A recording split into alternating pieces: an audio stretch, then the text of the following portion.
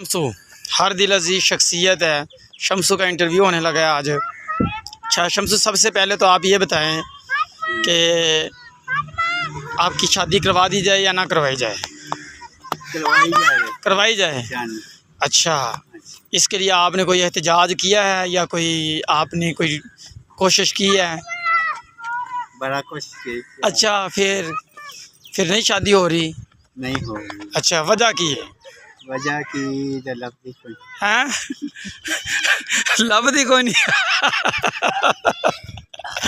लो भाई, शम्सू कह रहा है भाई कोई लब नहीं रही तो शम्सू के लिए कोई रिश्ता ढूंढा जाए, अच्छा सा रिश्ता, ताकि शम्सू जो है वो अपनी ज़िंदगी अच्छे तरीके से गुजार सके। ठीक हो गया शम्सू? हाँ, ठीक हो गया।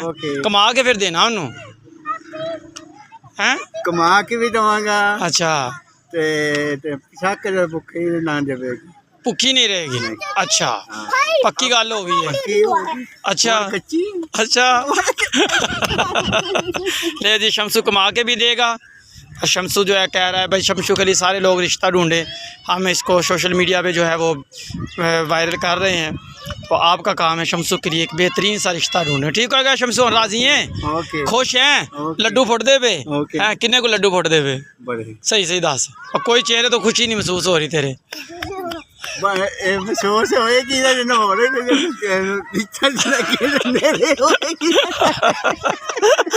चलो जी, ठीक हो गया। शम्सू के लिए रिश्ता ढूंढते हैं।